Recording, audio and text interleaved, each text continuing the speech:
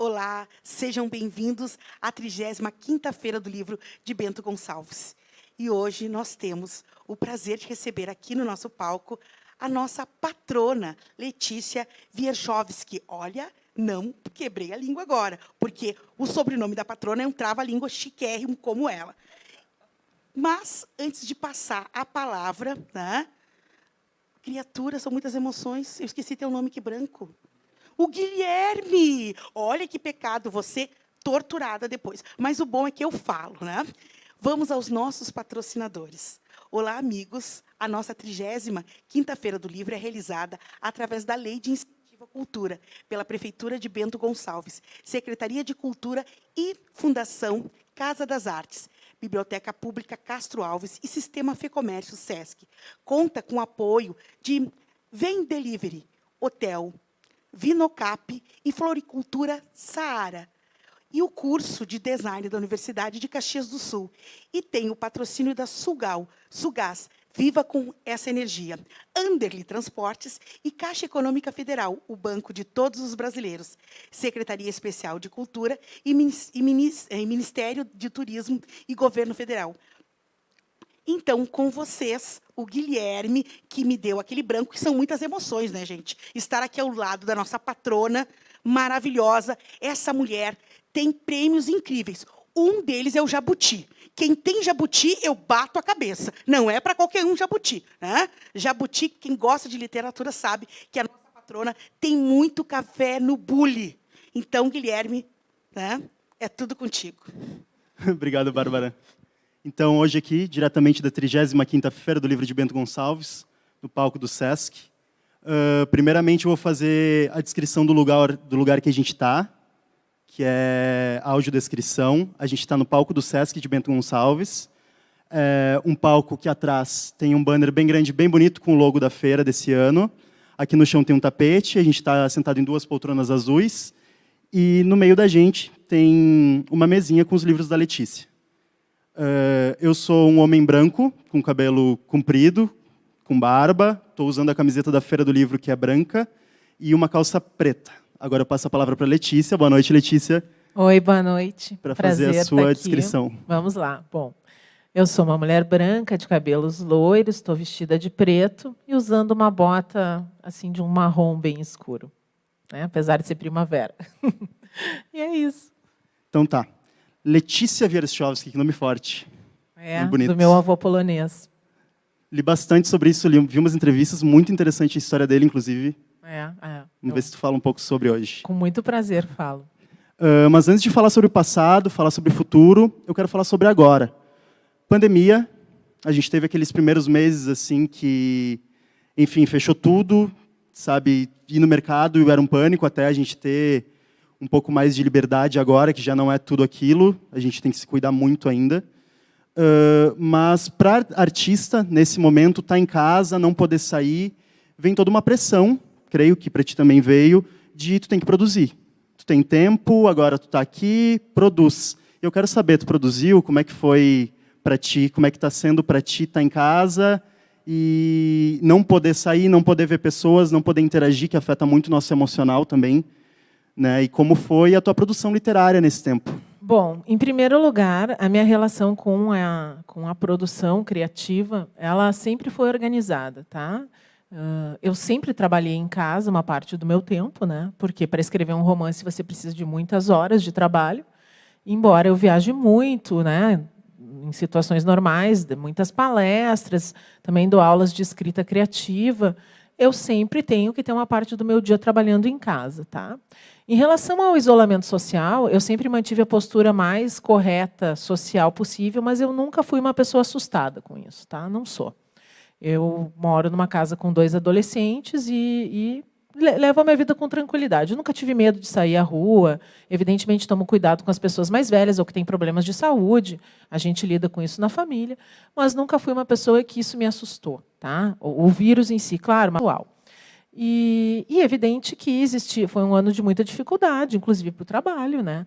O mercado de cultura foi um dos mais afetados, e eu também vivo dentro desse mercado, né? Continuei dando aulas, continuei os livros sendo vendidos, mas uma boa parte do meu trabalho ficou em suspenso, né? Inclusive, eu ia lançar um livro em maio, está saindo só agora em novembro, né?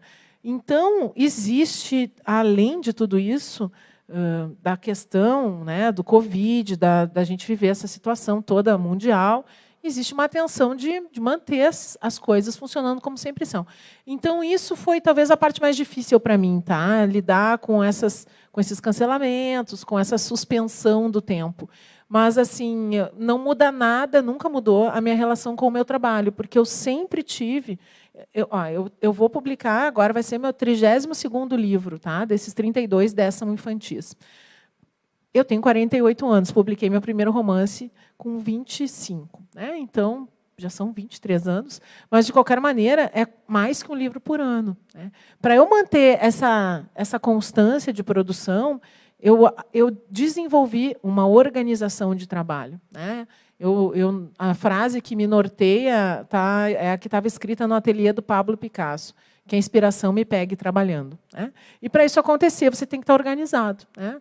A vida real, em tempos de pandemia ou não, ela invade a ficção, se você não fizer um limite. Né? E esse é o meu trabalho. E eu calculo, quando eu vou começar um projeto, um romance, eu calculo o tempo que eu preciso para escrever esse livro. Eu faço combinações com minha editora, com a minha agente literária, com a minha agenda. Né?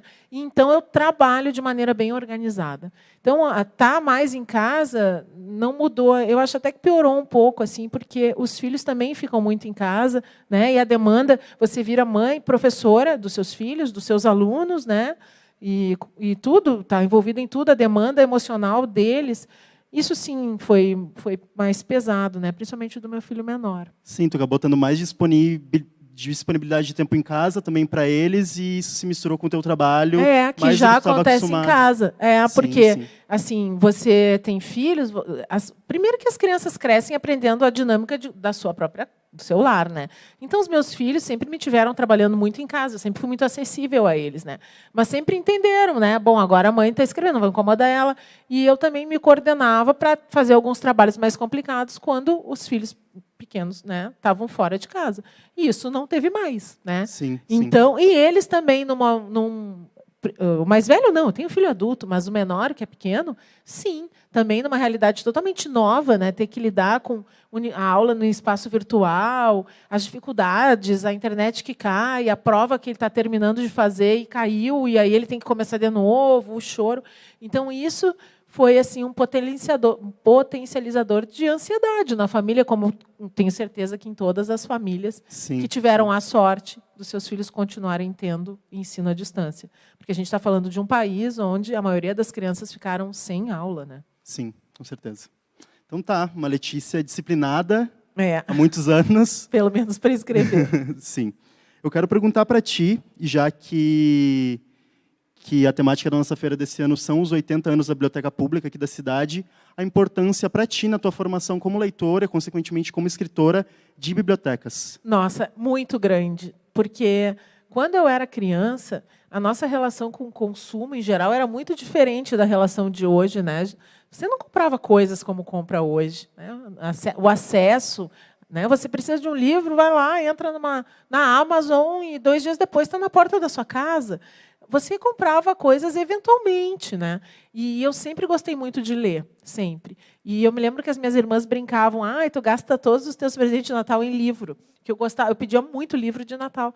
Mas, assim, eu me fiz uma leitora em bibliotecas. Né? Indo numa biblioteca, na biblioteca do Clube Sojipa, lá em Porto Alegre, que eu frequentava, fazia esporte lá. Então, saía da escola, podia ir para lá, tal. E com aquela coisa de você andar por aqueles... Era uma biblioteca, existe uma biblioteca linda, grande, e, no meu tempo, pelo menos para mim, né, parecia muito bem abastecida. Então, eu podia escolher o que eu quisesse. Eu nunca pedi opinião para ninguém. Eu virei uma leitora totalmente autodidata, né, naquela biblioteca. Para mim, as bibliotecas foram muito importantes na minha vida. E gostaria que elas continuassem tendo essa importância na vida das pessoas. Né? Porque, claro, é bom ter seus livros, mas você não precisa comprar todos os livros. Você pode pegá-los numa biblioteca. Né? E é um espaço tão maravilhoso. Né? As bibliotecas fazem tão bem para a gente. Eu acho muito importante a manutenção das bibliotecas. E o Brasil é um país com poucas bibliotecas, né, e não valorizadas como merecem. Com certeza, com certeza. O impacto que se tem quando se é menor e se vê aquela quantidade de livros que geralmente não se tem em casa, e eles são o poder do toque e de tu levar para tua casa, passar um tempo com eles, né? Isso é lindo, né? Também a confiança que a biblioteca te dá, né? De tu poder levar aquele livro e depois devolver, né? É um gesto bonito de confiança entre a biblioteca e o seu leitor, né? Eu acho que ensina também a responsabilidade às crianças. Eu lembro, quando eu era pequena, a preocupação que eu tinha de cuidar dos livros da biblioteca, de devolver na data certa, da bibliotecária acreditar que eu era uma menina responsável, né? E eu acho isso muito legal, assim, o meu filho menor, ele sempre gostou muito de ir em bibliotecas, assim, de tirar livro em bibliotecas. E das leituras que tu fez, tanto, enfim, em biblioteca, ou livros que tu comprou, que ganhou emprestado, de todos os livros que tu leu, eu gostaria que tu falasse um pouco sobre leituras que te transformaram, assim, leituras que te mudaram como pessoa. Eu vi algumas entrevistas tuas, tu falou, né, de Garcia Marques, foi um dos teus primeiros contatos, realismo mágico, Cenas de Solidão, como te influenciou posteriormente, mas eu queria saber, além, se quiser falar sobre ele também, mas além de algum outro livro ou alguns outros livros que te transformaram como pessoa, porque eu acho que escritores, diversos artistas, né, mas escritores, geralmente, entrevistas que eu andei vendo nesse tempo, eu andei vendo bastante entrevistas, sempre teve um livro, num ponto específico da vida que leva ele para outro rumo, que dá um outro norte, que dá uma outra percepção sobre a realidade, e às vezes até o realismo mágico, né, que dá uma outra percepção sobre a realidade, me aprofundei bastante também. Eu queria saber de ti, de livros que tu leu, que te transformaram como pessoa. Bom, tantos, né, difícil assim, mas alguns foram esquinas mesmo da vida, né? Quando eu provavelmente tu ouviu falar de 100 anos de solidão, né? Porque na verdade, primeiro foi uma fascinação ler o Gabriel Garcia Marques e descobrir aquele mundo inteiro, né?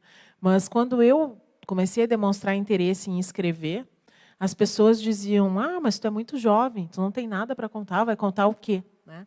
E aí você vê que a realidade ela pode ser interpretada de mil maneiras, né? Então Garcia Marques pega e tudo aquilo que ele conta poderia ser ele despetala a realidade e transforma em outra coisa. E eu comecei a pensar nisso. Mas eu não tenho que ter vivido coisas. Eu tenho que saber contar histórias. Eu quero fazer ficção. Evidentemente que espera-se que um escritor amadureça e se torne um escritor melhor, né? Mas assim, você não escreve por bagagem de vida apenas, você escreve por saber construir personagens, criar narrativas. E eu pensava, assim, quando eu publiquei meu primeiro romance com 25 anos, as pessoas diziam: "Tu é muito jovem, tu é muito jovem". Sim, daí eu pensava: "Sim, mas um dia vão dizer: tu é muito velha, né? Porque rótulo, então você sai de um e cai no outro, né? Tu é muito loira, tu é muito alta, tu é muito, né? O rótulo é a coisa mais fácil de você cair num, né? Então eu pensava: bom, então não tem tempo para isso, né? Eu vou fazer isso porque eu preciso fazer isso. Então o Garcia Marques foi importante, primeiro pela fascinação, porque eu acho a coisa mais importante a gente falar, né, que a literatura é uma dádiva, é um prazer pessoal. Não é matéria de colégio, infelizmente, como é tratada a maioria do tempo dos alunos na escola. Ela tem que ser um caminho de liberdade, de autodescobrimento. Prazer também, né? De prazer, principalmente de prazer, de lazer, de felicidade, de satisfação. E, a partir disso, sim, você também precisa conhecer alguns livros para, né, passar, entrar na faculdade e tal.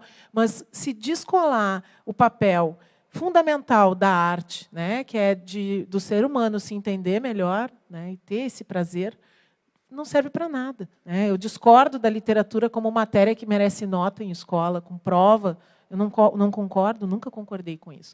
Mas daí seria muito injusto da minha parte eu não falar, por exemplo, nos Varões Assinalados, do Tabajara Ruas, porque foi por causa desse romance que eu escrevi A Casa das Sete Mulheres, né?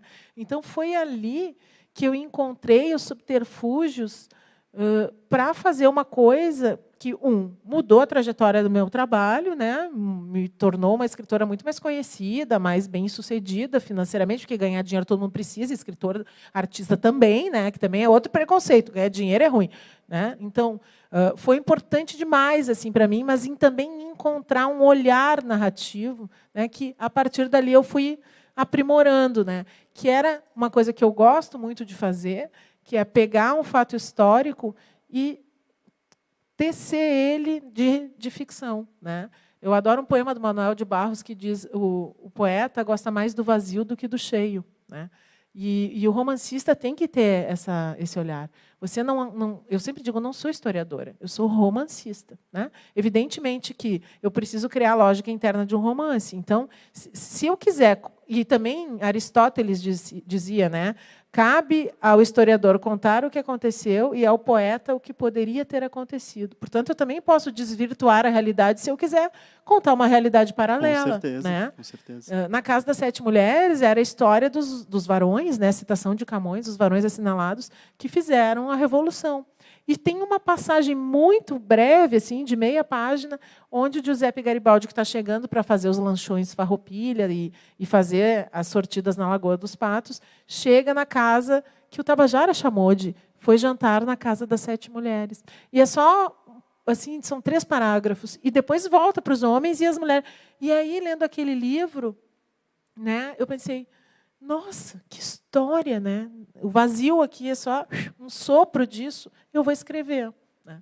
Então, foi um livro que me transformou muito assim como escritora, me ajudou a caminhar. E como ser humano, vou falar só 3, porque senão a gente vai ficar todo o tempo. Um dos livros mais fascinantes para mim é Memórias de Adriano, da Marguerite Yourcenar, né? Eu acho que todo mundo tem que ler, não uma, mas várias vezes ao longo da vida. Por quê? Tu já leu?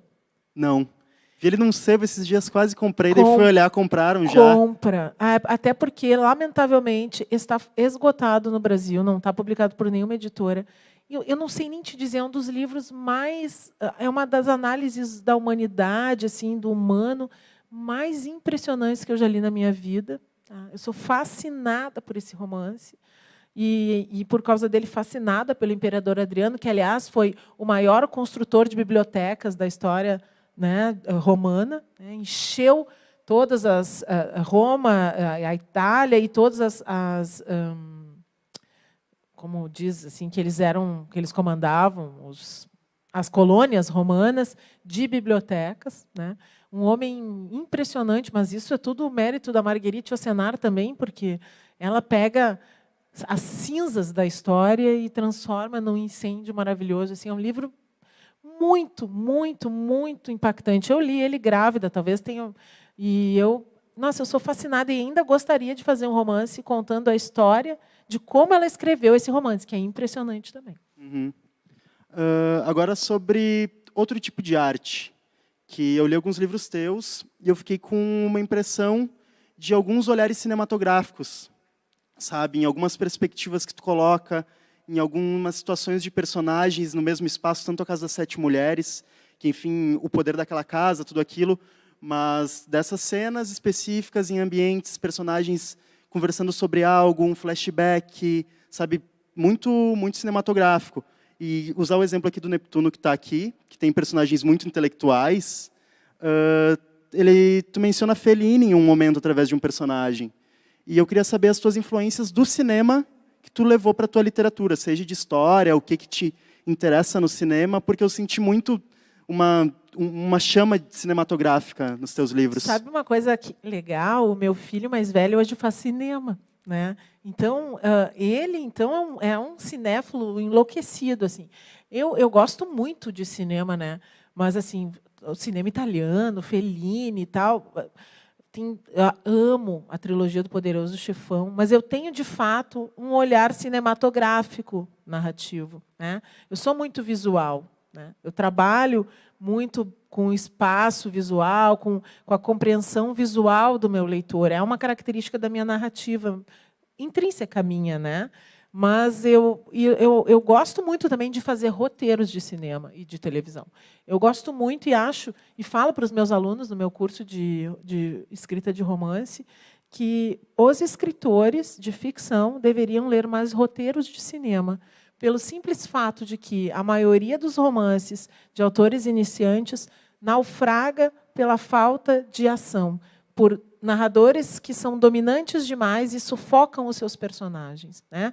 O espaço do personagem é a cena, ele precisa estar solto dentro de um romance, né?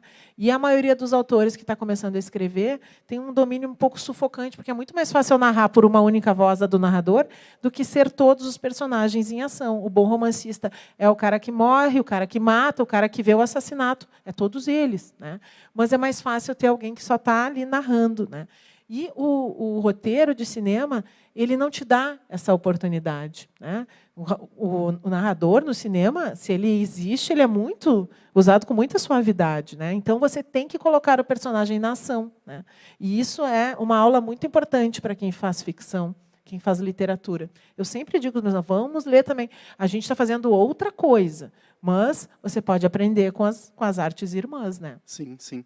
Tu participou da escrita do roteiro do Tempo e o Vento, também, da adaptação? Sim, eu fiz a maior parte dessa adaptação até, né? O Jaime Monjardim, que dirigiu A Casa das Sete Mulheres, comprou os direitos. De fato, a gente contou a história do Continente, né? O primeiro volume da trilogia, mas, né, é a trilogia do Tempo e o Vento. Então, sim, trabalhei uma parte com o Tabajara Ruas, junto, que eu amo e adoro, e aprendi muito com ele, porque ele já faz cinema há muito tempo, né? E depois, então, fiz uma segunda parte sozinha. Talvez, uma das maiores coragens assim da minha vida, né? Pegar a obra do Érico e mexer nela. Porque, né, um bom roteiro não é um livro copiado. Com certeza, é outra linguagem, né? E você tem que ter a coragem de meter a mão nas entranhas uma obra ainda tão Capitão sagrada, Rodrigo, né? Não é fácil. Mas eu aprendi muito. Se tu pudesse escrever um livro em parceria com qualquer escritor, vivo ou morto, no caso, ou escritora também, quem seria? Por quê? Ai, meu Deus. Ai, que oferta. Eu vou ser muito gaúcha nesse momento, tá? Eu gostaria muito de escrever um livro com o Érico Veríssimo, porque eu entendo o Érico como um escritor muito genial, muito cinematográfico, não é à toa que 2 das obras dele foram parar, né, na televisão, e que tinha uma gentileza no escrever assim, e no falar sobre literatura. Eu sou uma grande fã do homem Érico Veríssimo, sabe? Eu falo muito dele, leio muito sobre ele. Sou muito, muito apaixonada por ele de se dizer um contador de histórias, porque a gente também, os escritores, eles lidam com uma certa vaidade intelectual, sabe, que às vezes me incomoda. Sim. Eu gosto pedestal do escritor, do artista. Sabe? Eu falo, eu sou contadora de história. O que eu quero é contar uma história, entendeu? Quer ouvir, eu conto. Então, eu gosto dessa simplicidade do Érico. E eu acho que eu seria muito feliz convivendo com ele, fazendo um projeto a 4 mãos com ele. Com o Tabajara também, mas isso eu já realizei. Sim. Eu te perguntei sobre livro que tu leu, que te mudou como pessoa. Queria saber se teve algum livro que tu escreveu, que foi uma experiência que te transformou. Que tu pensou, esse vai ser só mais um livro, e no meio do processo, ao final do processo, tu percebeu que tu não era mais a mesma pessoa que começou a escrever aquele livro. Olha, eu acho que todos os livros meus que eu fiz, que eu mais gosto, eu mudei enquanto eu os fiz, tá? Porque se um leitor se transforma ao longo da leitura de um livro, que o impacta, a gente estava falando sobre isso, o escritor também se transforma, né? Inclusive, às vezes, você começa um romance achando que vai para um lado e daqui a pouco, porque você também está se transformando com aquilo, né? E isso é maravilhoso, né? É uma terapia, né? Você está fazendo um trabalho terapêutico. Mas, de todos os livros que eu escrevi, o que mais me mudou foi o romance que eu fiz sobre meu avô polonês.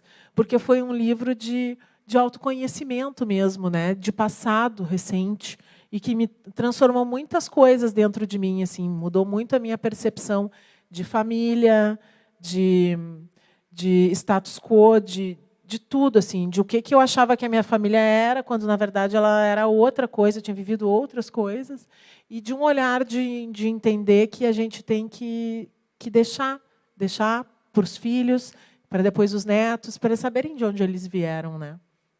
O livro do meu avô foi um livro muito impactante para mim. Na verdade, meu avô foi o primeiro personagem que eu conheci. O Wierchowski é o sobrenome dele. Se eu fosse seguir nossa sociedade patriarcal, eu seria Letícia Gomes, porque o meu pai se chama Gomes. Eu sou Letícia Wierchowski Gomes. Aí, quando eu fui publicar o meu primeiro romance, eu falei, não, eu vou colocar esse nome em homenagem ao meu avô, que é uma pessoa assim que a gente está aqui falando da pandemia e tal, é um horror, todo mundo concorda com isso, mas assim existe uma geração de pessoas da qual o meu avô fez parte. O meu avô viveu a Revolução Russa, a Primeira Guerra, a Segunda Guerra e a gripe espanhola. E foi um homem feliz, realizou tudo o que ele queria, construiu um legado, atravessou o mundo, desembarcou na Normandia no dia D, perdeu dedos, perdeu família e nunca, sabe, ele nunca nem contou isso para as pessoas. Eu fui descobrir quando eu resolvi escrever a história dele, né? Porque eu achei uma caixa com todos os documentos dele guardados. E aí, então, que eu fui entender, né, dentro dessa caixa, tinha um envelope de couro com 80 cartas, um papel de pão, escritas a lápis, letrinha assim, para economizar papel mesmo. E a primeira delas datava de setembro de 1945. Quando pôde a Polônia, finalmente, depois de 6 anos de ocupação nazista, mandar alguma correspondência para fora do território. E era uma carta do pai do meu avô, do meu bisavô, dizendo, não sabia onde estava o meu avô estava na guerra, ele não sabia, não tinha como saber, e meu avô também não podia entrar na Polônia, porque logo que a guerra acabou, a Polônia virou território comunista. Então, meu avô tinha lutado com os aliados, com os ingleses. Se ele atravessasse a fronteira, ou ele ia para um gulag, ou ele ia ser assassinado. Já estava o começo da Guerra Fria, já estava ali. E então, ele mandava aquela carta para o Brasil, sem saber que o meu avô estava na Europa, a minha avó estava aqui, e era um apanhado de como tinha morrido cada um da família e os poucos que tinham sobrevivido, né? E aquilo foi muito impactante para mim, porque a minha família polonesa, ela não é de origem judia, é de origem católica. Então, eu sempre me interessei muito pelo Holocausto, pela guerra, embora não se falasse muito isso na minha casa, meu avô não falava, né? E aí eu fui descobrir, nossa, tudo isso aconteceu com a minha família e tal.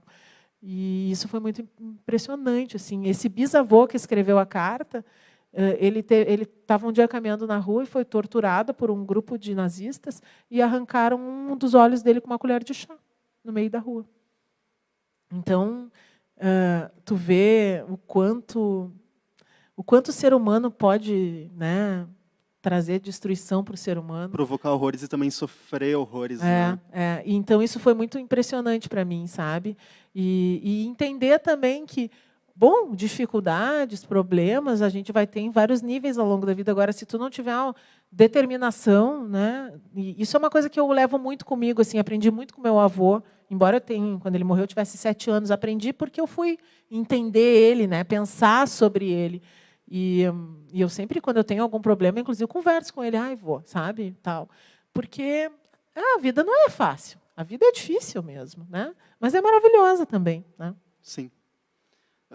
Só uma curiosidade que eu fiquei, tu pretende escrever mais sobre inspirado ou sobre a história do teu avô, ou tu acha que tu chegou num ponto que tu remexeu as suas raízes, tu tirou dali o que ia para a tua literatura, que creio que tu falou que foi, enfim, a escrita que mais te mudou, né? Então... Eu escrevi vários livros assim dessa gaveta da origem polonesa, tá?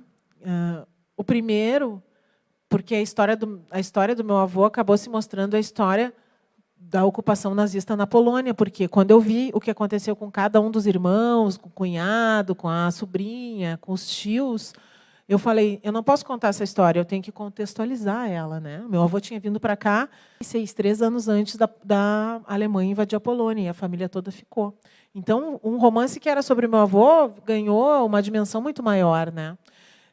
E aí, antes de eu ter coragem de ter conhecimento suficiente, foi bem difícil a pesquisa, foi a pesquisa mais complicada que eu fiz, porque eu contei toda a trajetória da divisão que o meu avô lutou, que se chamava a Primeira Divisão Blindada Polonesa. Por quê? Porque quando a Polônia foi invadida pelos alemães, os poloneses ainda lutavam a cavalo contra aquela máquina de guerra alemã que era moderníssima. Então, foi uma devastação. E os que sobreviveram atravessaram os Cárpatos e foram para a França. E depois, Os nazistas chegaram na França. Então, eles fugiram para a Inglaterra e fizeram um governo no exílio. E esse governo no exílio não tinha gente mais. Então, eles mandaram um comunicado para todos os poloneses que tinham migrado para a América, porque a Polônia chegou a não ter fronteiras durante 100 anos, tem muita imigração. E aí, esses homens se alistaram e foram treinar na Escócia para o desembarque da Normandia, entre eles meu avô. E aí eles fizeram França, Holanda, Bélgica, Dinamarca, e estavam na Alemanha quando Hitler se suicidou. E eu contei toda essa história. Foi bem difícil, não é uma história conhecida, porque quando a guerra acabou, a Polônia foi entregue para os nazistas, então, para os soviéticos. Então, a história da luta polonesa pela sua própria libertação, eles estavam querendo que seu país fosse livre, foi um pouco apagada, assim, né, jogada para debaixo do tapete, para os aliados saírem mais, né, enfim. E isso acabou me gerando um trabalho bem grande. Então, eu escrevi, antes disso, um livro que as crianças da feira vão ter contato, que é O Dragão de Wawel e Outras Lendas Polonesas, com uma senhora polonesa lá de Porto Alegre, que também tinha migrado à Polônia, ela me ajudou. São lendas da Polônia contadas para as crianças do Brasil. Aí, depois, eu escrevi Cristal Polonês. Não tenho certeza se as crianças vão ler, mas até acho que sim, que é a história de uma família um pouco mais moderna de imigrantes. Aí eu lancei o romance do meu avô, que se chama Uma Ponte para Terebim. E aí depois eu fiz Os Guetica, que é a história que eu fiz em homenagem ao meu tio, né, o filho do meu avô. E no ano passado eu lancei um romance chamado O Menino que Comeu uma Biblioteca, que é a história de um menino que sobrevive na ocupação nazista vendendo livros no mercado negro. Linda história. Teu avô te contava essa história? O meu avô, ele, quando a guerra acabou, ele não pôde atravessar para a Alemanha, para a Polônia, para ver o que tinha acontecido. Então, ele ficou no serviço de paz mais 2 anos na Europa, trabalhando nas forças de paz, para ver se melhorava, tipo assim, Covid. Não, vai passar, né? Vou poder chegar ali. Não deu. Então, ele voltou para o Brasil, se naturalizou brasileiro, num processo que demorou 8 anos, tá? E aí, só então, ele pôde ir até lá. E, quando ele chegou lá, ele foi para a aldeia dele, que era perto de Auschwitz. E aí, todas essas histórias de como as pessoas tinham sobrevivido ou tinham morrido, ele ouviu, né? E uma que ele contava era de um menino que tinha vendido os livros do avô para sobreviver, que comeu os livros do avô. E, então, eu peguei essa historinha e transformei numa fábula, com todo o embasamento histórico que eu tenho já, porque eu estudei, né, sobre o quanto a arte pode nos salvar na vida. Sensacional. Aqui pelo contador, terminou o nosso tempo, é isso? Tá bom. Eu vou perguntar bem rapidinho, gente. Me deem mais um minutinho. Tinha mais umas perguntas, mas tem uma que eu quero saber. É a patrona mais tagarela do mundo. Eu quero saber agora, Letícia, tu já se inspirou, enfim, maior parte dos teus livros em história, seja que tu ouviu, ou história que tu foi pesquisar, muita história no meio disso, muitas histórias que realmente tu foi criar personagens fictícios e muitas reviravoltas em histórias que eram pouca coisa, ou dar um pequeno olhar para coisas que eram grandiosas, como histórias que aconteceram no meio da guerra. Eu queria saber para onde vai a escrita de Letícia Wieroszowski. Se tu consegue perceber um outro rumo tomando, para frente, para o horizonte, quando tu olha, o que tu enxerga dentro da tua escrita?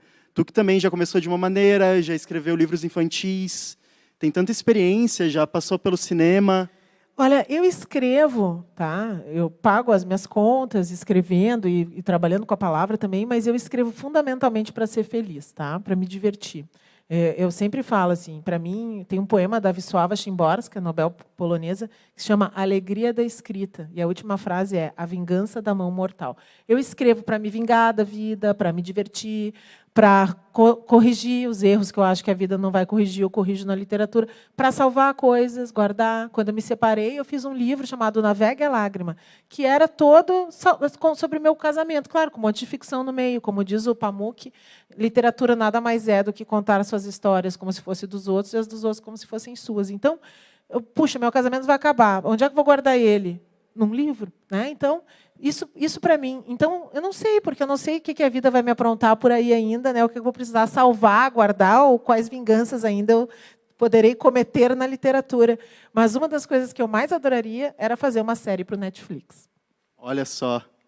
Porque hoje a gente passou... Eu gosto de interagir com as pessoas, sabe? Eu gosto de contar histórias para quem quer ouvir histórias. Se for no Netflix, se for na pracinha, Não tem problema. Eu gosto disso. E eu acho uma plataforma muito generosa, o Netflix, de alcance. E eu gostaria muito de chegar lá também. Então tá, tomara que aconteça. Tomara. Fiquei ansioso com essa vontade. Então tá, gente. Primeiro te agradecer, Letícia, pela conversa, por estar aqui hoje. Te parabenizar por ser a nossa escritora homenageada da feira desse ano. Tu ainda tem vários dias para passar aqui com nós. Outras coisas para fazer. Sim. Enfim, os seus livros estão sendo trabalhados. Enfim, gente, comprem, leiam, consumam. Letícia Wierchowski, escritora daqui. A gente tem que valorizar muito a escrita que vem daqui, além de ser uma mulher e também dar esse espaço, sabe, de reconhecer quem está aqui agora e quem merece a nossa atenção. E é uma honra estar aqui, muito ter obrigada. tido esse bate-papo contigo. Uma honra também conversar contigo, ter visto que tu se preparou tanto para conversar comigo. Fiquei muito feliz, muito emocionada. Obrigado. A gente continua em off a conversa. Isso aí. Obrigado por todo mundo que continua assistindo. Obrigado, Feira do Livro, organização, pessoal que está aqui atrás, trabalhando para acontecer esse evento mesmo no meio de uma pandemia. É e verdade. é isso, gente. Boa noite. Obrigada, cidade de Bento Gonçalves. Então, gente, a gente tem que encerrar esse momento, mas eu estou muito encantada, só para dizer, patrona, que tu é uma grande contadora de histórias. Estou eu ali, né, te observando e não senti o tempo passar. Ficaria mais uma hora te escutando, porque tu é uma mulher com muito café no bule. O bule transbordou. Né? Então, Oba. gente, por favor, não deixem de adquirir um livro dessa grande escritora, dessa grande contadora de histórias. Eu mesma já coloquei na minha lista de compras. Ah, que bom. Porque não te conhecia assim dos trabalhos que ficam mais na mídia. Mas quando a gente vê esse bule, sabe, né, jorrando assim loucamente, não tem como não se encantar. E a tua figura, a tua palavra realmente nos prende. Né? Opa. Muito obrigada. A feira Eu sou uma fez... tagarela, isso sim. Não, eu adoro as tagarelas, né? E quando tem conteúdo, melhor ainda. Então, pessoal, a gente tem que se despedir, mas continuem ligados na nossa Feira do Livro, na 35ª Feira do Livro de Bento Gonçalves. A 30ª Feira do Livro de Bento Gonçalves é realizada através da Lei de Incentivo... Só um pouquinho, tem um creque-creque, né? São muitas emoções ao lado de Letícia, o pessoal treme. Então, a 35ª Feira do Livro é realizada através da Lei de Incentivo à Cultura, pela Prefeitura de Bento Gonçalves, Secretaria de Cultura e Educação, Fundação Casa das Artes, Biblioteca Pública Castro Alves e Sistema Fê-Comércio RS Sesc. Conta com o apoio de Vem Delivery, Hotel, Vinocap, Floricultura Saara. E também conta com o apoio, né, do pessoal do curso de design da Universidade de Caxias do Sul e tem o patrocínio da Sulgás, Viva com essa energia, Anderli Transportes e Caixa Econômica Federal, o banco de todos os brasileiros, Secretaria Especial de Cultura, Ministério do Turismo e Governo Federal. Então, muito obrigado pela presença de vocês e não esqueçam, é muito fácil acompanhar a Feira do Livro de Bento Gonçalves. Está no YouTube, está no Facebook, acessa ali que tu fica conectado com toda a nossa programação. Até mais, gente.